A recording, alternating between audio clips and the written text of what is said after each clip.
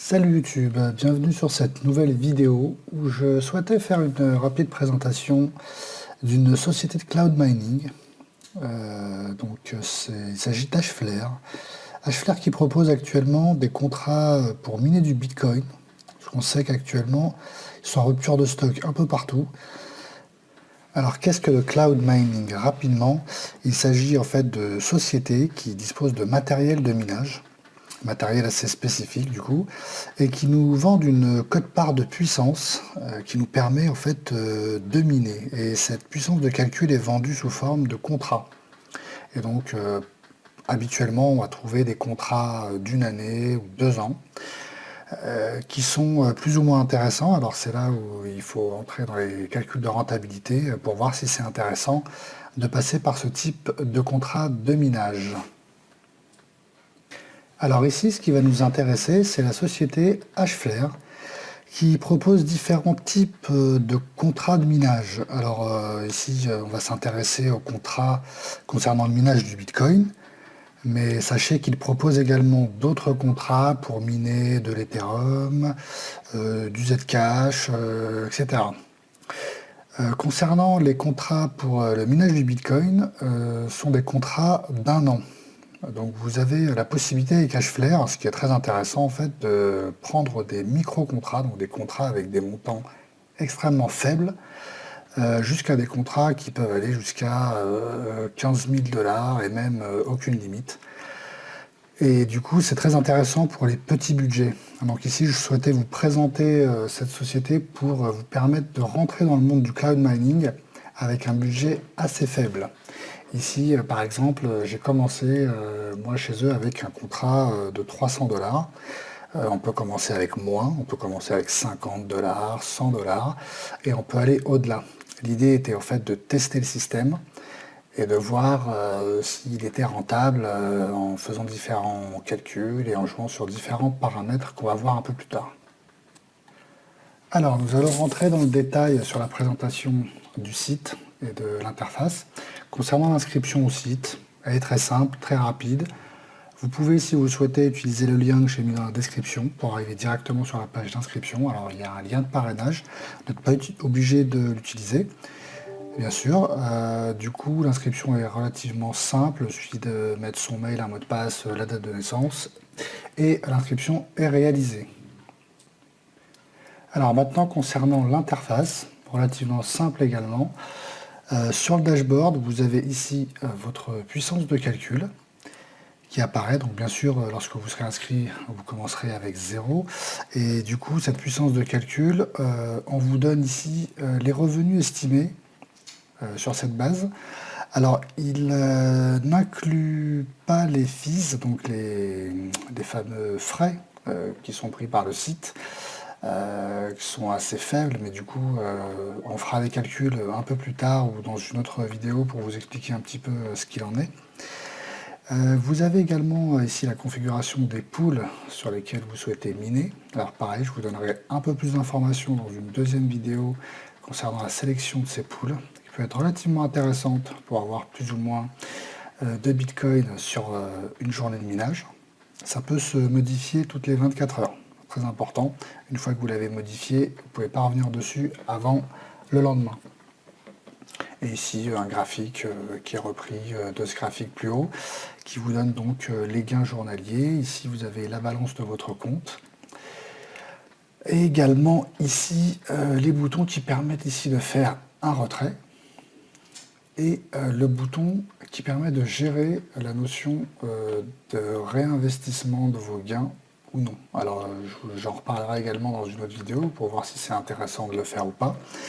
En cliquant sur ce bouton, vous arrivez du coup sur une fenêtre qui vous propose de réinvestir vos gains soit sur du SHA-256, soit du Scripty. Et du coup, par défaut, c'est pas activé. Par défaut, donc ça ne réinvestit pas. Les gains s'accumulent dans votre balance que vous voyez ici.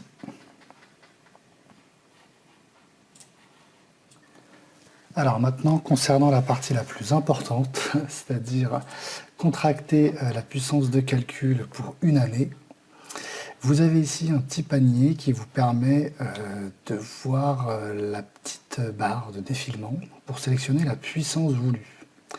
Alors vous voyez ici par exemple, hop, on peut jusqu'à 1 TH. Vous faites par exemple à peu près 220 $, 2, etc. Vous choisissez la puissance de calcul selon ce que vous souhaitez investir. Vous cliquez ici sur le bouton Proceed. Et donc, une fois que vous avez réalisé cette opération, vous pouvez sélectionner la méthode de paiement. Alors, différentes possibilités. Vous pouvez donc payer avec vos bitcoins si vous en possédez. Vous pouvez payer par carte bleue et également par virement bancaire. Alors, personnellement, j'ai testé le paiement par bitcoin. J'en possédais encore un petit peu, je les ai mis dedans. A priori, aucun problème, ça fonctionne très rapidement. J'ai testé également le paiement par carte bleue. Dans le cas du paiement par carte bleue, c'est pareil, le paiement est assez simple. Par contre, il y a une partie vérification de la carte bleue qui se fait lors du premier achat. Donc lors du premier achat, il faut attendre que la transaction soit réalisée et vous allez voir apparaître sur votre compte bancaire, sur la ligne de l'opération, 4 chiffres, un code à 4 chiffres qu'il faudra renseigner sur le site pour pouvoir valider la carte. Seulement à partir de ce moment-là, votre contrat s'activera. Donc en fait, il faut compter 24 à 48 heures selon les banques pour voir apparaître la ligne qui correspond à l'opération d'achat. Et maintenant, la partie la plus intéressante de la vidéo, de savoir à partir de quel montant c'est intéressant d'investir dans Hflare. Alors, grosse surprise, au moment où j'enregistre la vidéo, Hflare indique que les contrats en Bitcoin sont en quantité limitée et ils viennent d'augmenter tout simplement leur prix et les augmenter de manière assez importante, donc passant par exemple un contrat de 2 TH de 300 $ à 440 $. Donc voilà, je vais vérifier ces chiffres, mais a priori c'est ce que j'avais en tête par rapport à ce que j'ai pris précédemment.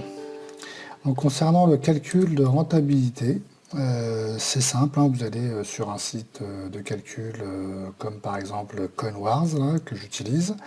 Vous mettez la puissance de calcul. Donc ici on était parti sur une puissance de calcul de 2 TH. Donc on va mettre 2000 gigas. Voilà. Ici on met des pool fees. Donc bien sûr la consommation on s'en occupe pas, on met ça à 0. Puisqu'on ne prend pas en charge la consommation du matériel dans ce cas. Les pool fees, alors je les mets par défaut à 20% à titre personnel. Je sais que ça peut être un petit peu moins, mais du coup ça nous permet d'avoir une idée un peu plus réaliste de ce qu'on peut toucher.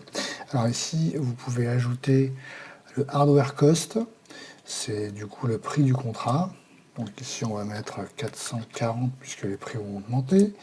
Ça va vous permettre d'obtenir le chiffre de la rentabilité en fait, du retour sur investissement de votre achat initial. Voilà, on clique sur calculer. Et ici du coup on a le day to break even, c'est le moment où on va récupérer l'investissement initial. On voit qu'ici il est finalement relativement important. Au départ, quand j'ai commencé à calculer pour ce site, il était à peu près à 2 mois.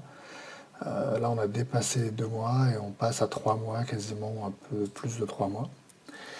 Et ensuite, le deuxième point qui m'avait été intéressé au départ, c'était de voir à partir de quel moment je peux retirer des bitcoins. Parce qu'en fait, les retraits se font à partir d'un montant minimum qui est de 0,01 BTC.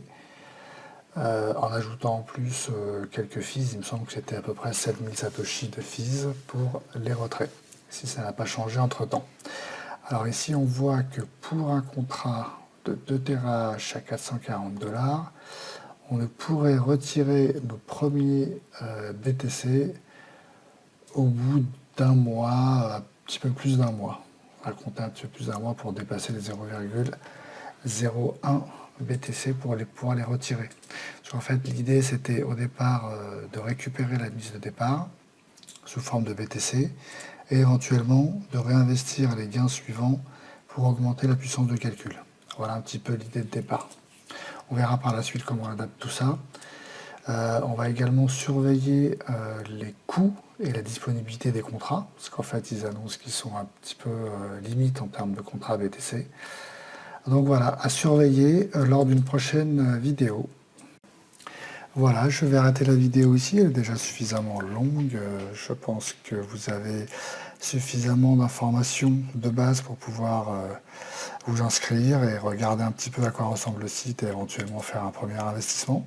Si vous aimez ce genre de vidéo, n'hésitez pas à liker, à commenter, à partager avec moi les infos dont vous disposez. Me dire également ce que vous souhaitez voir sur la chaîne. Je vais faire d'autres vidéos. Alors les prochaines vidéos parleront de la mécanique de réinvestissement des bénéfices. Comme je l'ai dit précédemment, on a cette capacité. On va voir dans quelle mesure c'est intéressant de le faire et pour combien de temps. Et également une autre configuration concernant la configuration des poules. Parce qu'en fait, on peut avoir des poules plus rentables que d'autres, donc avoir toutes les 24 heures à essayer de modifier ce paramétrage. Voilà, merci à tous de m'avoir suivi et puis à très bientôt.